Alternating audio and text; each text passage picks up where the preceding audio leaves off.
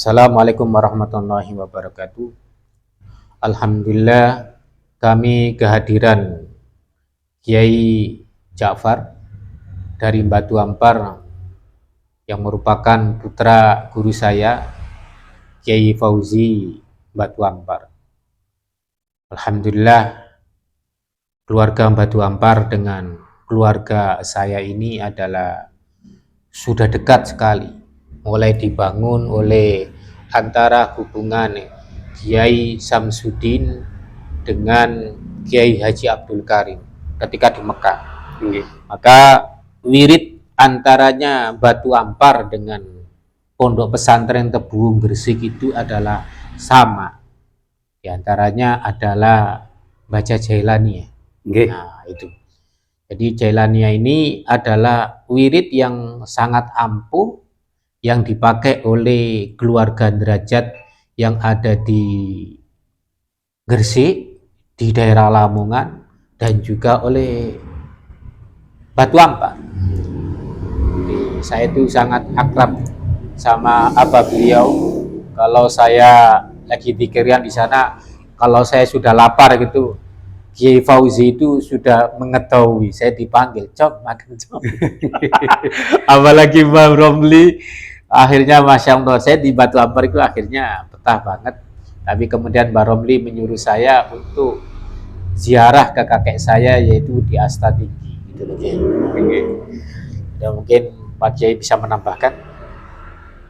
Assalamualaikum warahmatullahi wabarakatuh, teman-teman YouTuber Ponpes Abu Samsudin dan seluruh pemirsa dimanapun Anda berada. Semoga hari kalian menyenangkan. Alhamdulillah kami sekarang bersilaturahim di Pondok Pesantren Sunan Derajat di bawah asuhan beliau. Semoga Pondok Pesantren Sunan Derajat semakin berjaya dan barokah di dalam membimbing umat menuju jalan yang diridhoi oleh Allah Subhanahu wa taala dan sesuai dengan sunnah baginda Nabi besar Muhammad sallallahu alaihi wasallam yang dan juga bermadhab Ahlus Sunnah wal Jamaah dalam fondasi 4 madhab. Teman-teman sekalian, kami kesini silaturahim untuk merajut para dzurriyyah Wali Songo agar merapatkan barisan untuk menjunjung tinggi ajaran Wali Songo yang selama ini sudah hampir terbenam dari peredaran. Oleh karena itu beliau tadi mengutip Jailani, katanya orang Madura itu sebelesen. Nah, kenapa?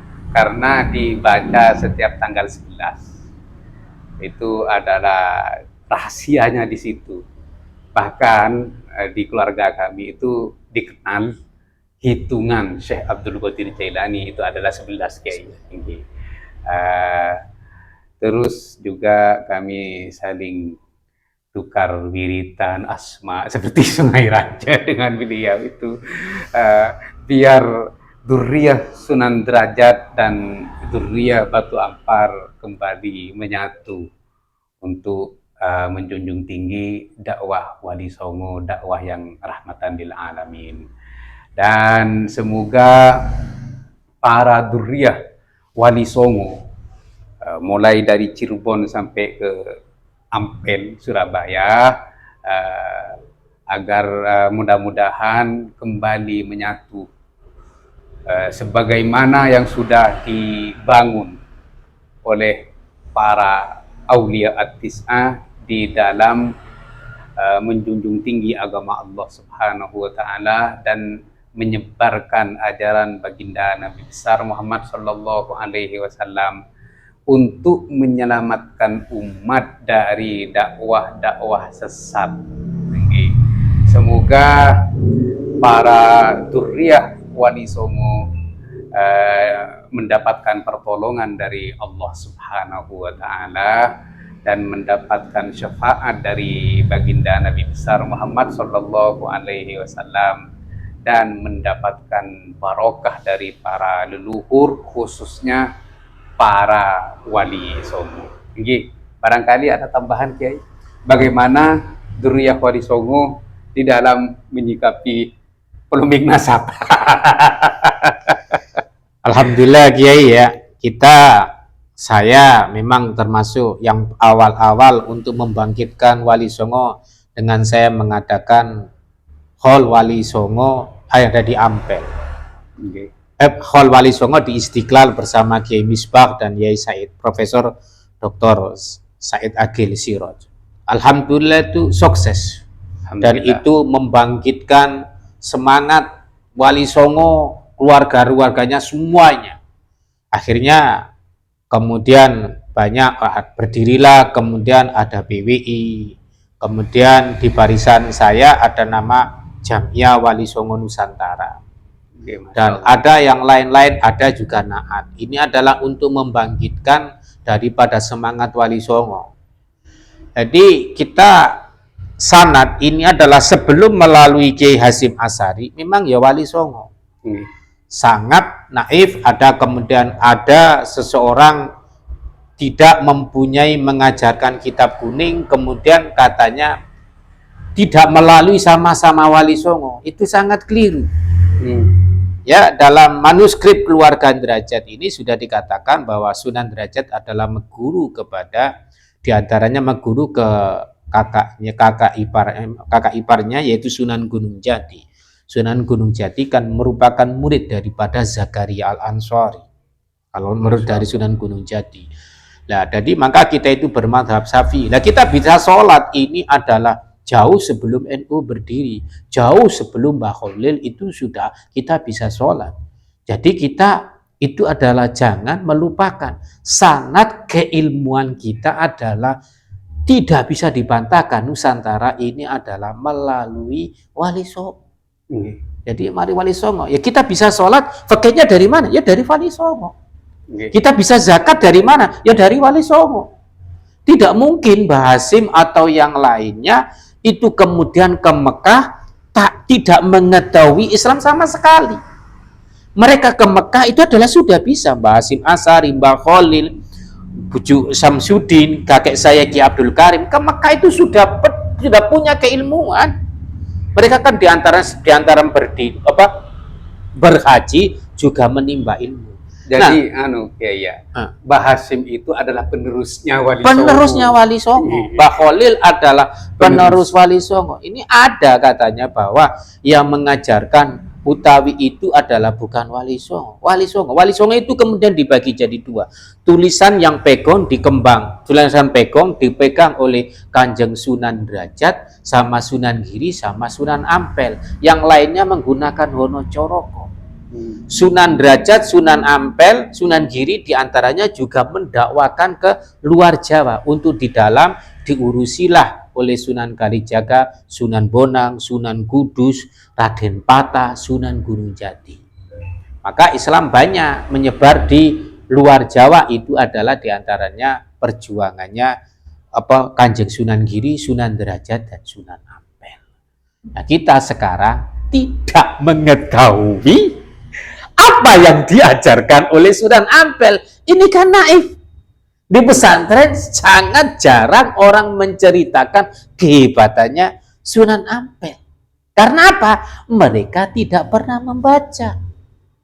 Tidak pernah menceritakan dakwanya Sunan Ampel itu bagaimana. Bagaimana dakwanya Sunan Derajat. Nah, kalau Sunan Derajat ini bukunya sudah sangat banyak. Yang insya Allah lambat laun akan kita keluarkan bagaimana fikihnya, bagaimana akidahnya, bagaimana tasawufnya. Memang Kiai, kalau kodrat manusia itu setelah melihat yang baru, iya kepingin itu. Yang lama dilupakan. Ya, itulah, itu yang sangat kita naif. Kita kadang-kadang bicara pada waktu rapat di MUI bareng itu, kadang-kadang saya ada cerita-cerita yang halu begitu, kadang-kadang saya sudah sangat tertawa. Sebenarnya kalau cerita halu, cerita tahayul ini nggak ada hebatnya kayak di Indonesia. Di Indonesia ini Joko Tarung ngawini bidadari. Tapi itu di negeri kita kan dianggap dongeng, bukan ajaran gitu. Nah, kalau dari kelompok sana enggak, dianggap sebagai ajaran dan sebuah kebenaran. Gitu. Jadi intinya teman-teman, katanya beliau itu kita bisa menangkap apa yang disampaikan beliau. Kita ini lupa sejarah. Karena memang sejarah tidak pernah dikaji di pesantren-pesantren. Padahal baginda Nabi untuk memantapkan hatinya di dalam menerima wahyu dan berdakwah untuk menyampaikan risalah dari Allah Subhanahu wa taala, pondasinya itu adalah apa? Sebagaimana yang disampaikan oleh Allah Subhanahu wa taala dalam Al-Qur'an, wa kullan naqussu 'alaika min amba'i ma qad sabaq. Jadi saya menceritakan semua sejarah-sejarah pendahulu kamu. Tujuannya apa? Dzalika linutsabbita bihi fu'adak. Jadi ini untuk memantapkan hati kamu di dalam berdakwah.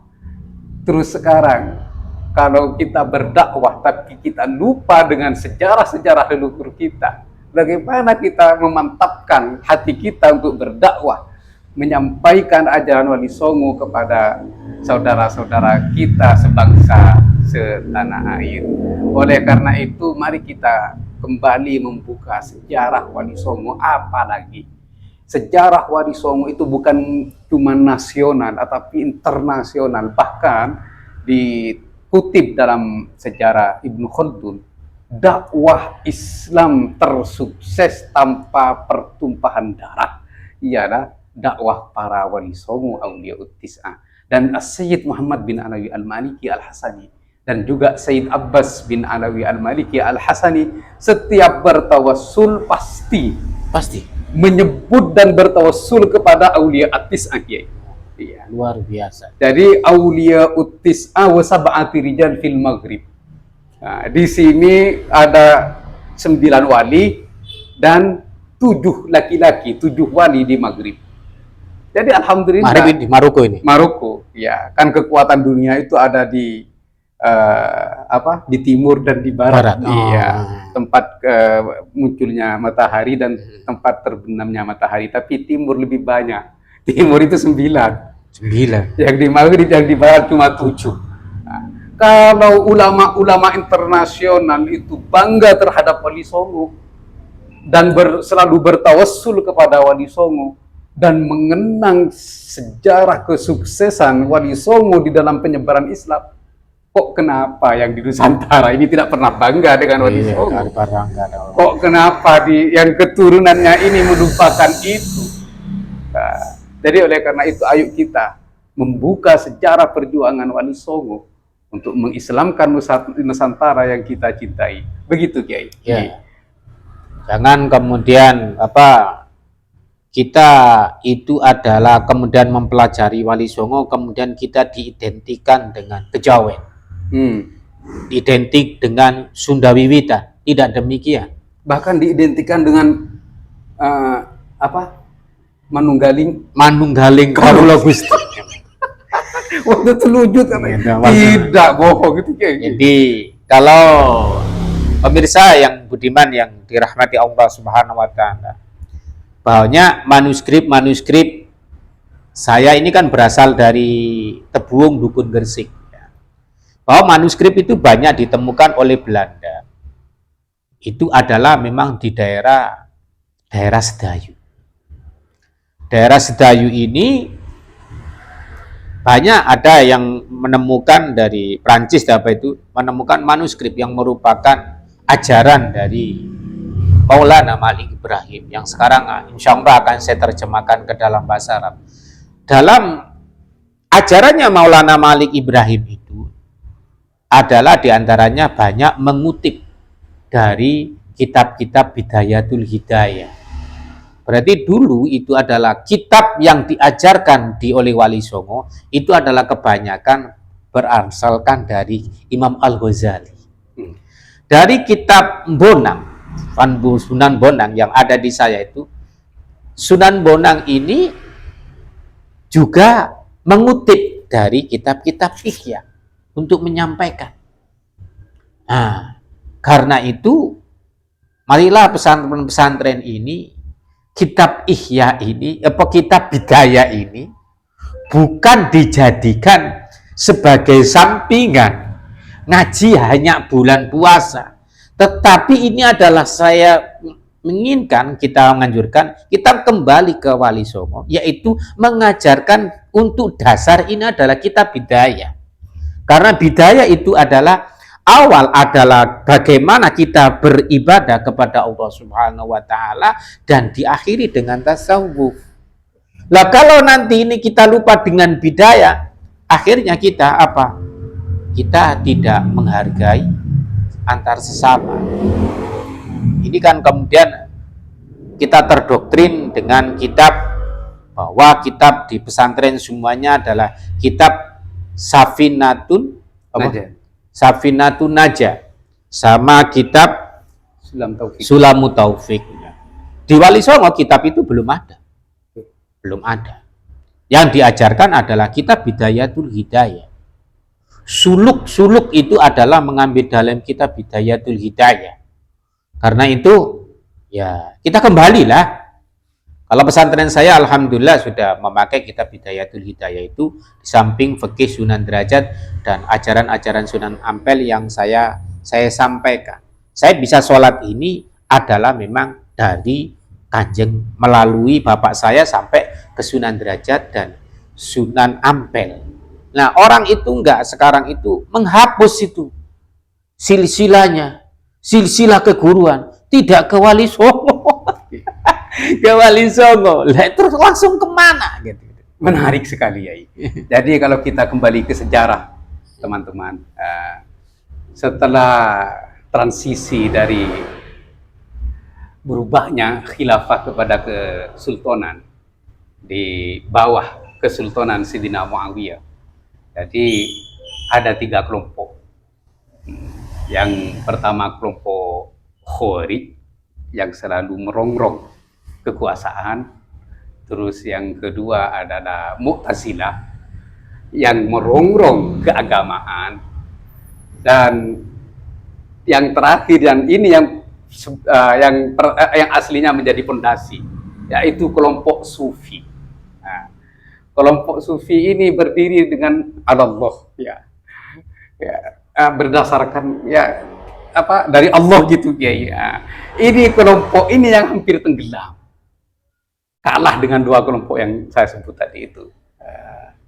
Nah, setelah Imam Ghazali menjadi imam, menjadi pengajar, kemudian Imam Ghazali berjuang dan berusaha untuk membangkitkan kembali Sufi ini dengan statement beliau yang masyhur, man tafaqqaha wa lam yatahaqqaq faqad tafassak, wa man tafaqqaha wa lam yatahaqqaq faqad tafassak.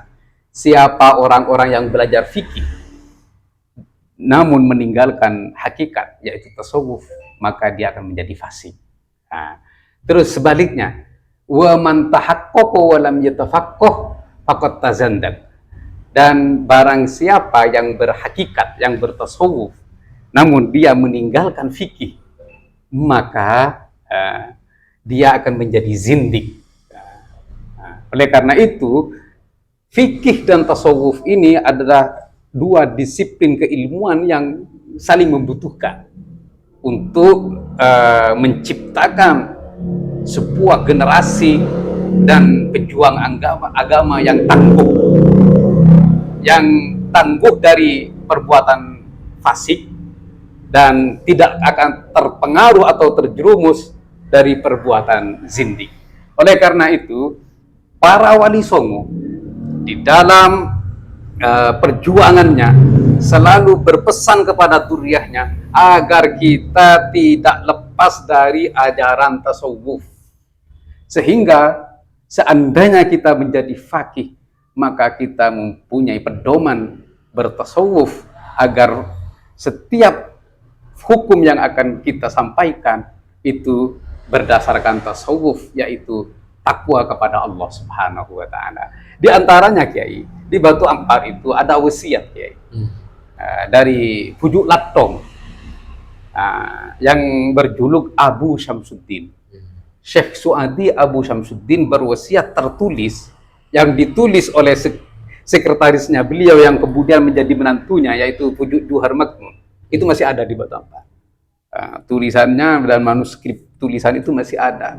Berwasiat kepada anak cucunya agar tidak meninggalkan tasawuf. Dan setelah itu Pujuk Khoseb, putra bungsunya Syekh Abu Syamsuddin Batu Ampar, hafal kitab Ihya. Hafal kitab Ihya, dan ketika mengajar kitab Ihya tanpa memegang kitab. Dan beliau selalu berpesan kepada anak cucunya, jangan lepas dari Ihya Ulumuddin. Begitu. Makanya kita menghimbau daripada kiai-kiai, terutama yang pesantren besar. Sebenarnya beliau mendirikan pondok pesantren ini sanatnya dari mana? Kalau bukan dari Wali Songo. Betul. Gitu. Karena di Timur Tengah nggak ada pesantren. Pesantrennya ya kecil-kecil. Yang di Indonesia kan besar-besar. Jadi kita sangat naif kalau ada pesantren mengijazai mendirikan pesantren tetapi tanpa menyebut Wali Songo. Nah, itu. Jadi sanad kepesantrenan ya kemudian ujung-ujungnya juga memang ada di Sunan Ampel. Ada di Sunan Ampel, sebagaimana Ronggo Warsito di buku-bukunya menyimpulkan bahwa keilmuan dari beberapa wali itu adalah bersumber dari Sunan Ampel. Nah, sekarang orang-orang kadang-kadang melupakan Sunan Ampel. Tadi Abuya, beliau ini kan muridnya Abuya ini, Abuya Said Muhammad. Nah, kadang-kadang yang di luar aja selalu bertawasul dengan Wali Songo. Nah, kita ini kadang enggak. Kita ini enggak. Orang-orang yang membaca ratib itu adalah rata-rata sudah meninggalkan Wali Songo. Meninggalkan Wali Songo. Ini yang sangat kita prihatinkan, tapi alhamdulillah dengan ada polemik nasab ini, keluarga Wali Songo, terutama yang dari Trah, itu insya Allah semuanya sudah sepakat untuk kita Wali Songo adalah bukan Pahlawi. Dan insya Allah dalam waktu dekat saya memanitiai untuk mengumpulkan semua zuriyah Sunan Ampel. Ya, tempat di mana nanti itu masih kita rahasiakan. Karena orang kalau sudah mengetahui nanti keluarga Sunan Ampel ngumpul, wih, berapa banyak. Kita bayangkan nanti kan. Semuanya Ngampel ini semuanya nanti itu buahnya kemudian pakai marga Ngampel di Nusantara ini luar biasa banyaknya. Semuanya ada nih siapa si Ahmad Ampel, akan melenyaingi dari beberapa saya yang mengaku saya di negeri ini. Karena itu saya menghimbau kepada siapa saja yang berdakwah di sini untuk jangan melupakan gerakan Wali Songo. Gerakan Wali Songo. Setiap hari, setiap habis sholat, jangan lupakan untuk Wali Songo. Karena Wali Songo ini adalah merupakan induk keberhasilan dakwah yang ada di Nusantara. Memang ada yang dari awal itu di Aceh, tetapi keberhasilannya adalah diawali mulai zamannya periodenya Sunan Ampel. Itu. Jadi pesan beliau ini untuk yang terakhir kepada para dzurriyyah Wali Songo, yuk kita merapatkan barisan untuk menghidupkan kembali warisan-warisan dakwah dan warisan-warisan sanad dari beliau, baik sanad keilmuan, sanad zikir, sanad asma, dan ayo kita terapkan kembali cara dakwah beliau yang sudah sukses di dalam mengislamkan Nusantara sehingga menjadi negara Islam terbesar sedunia.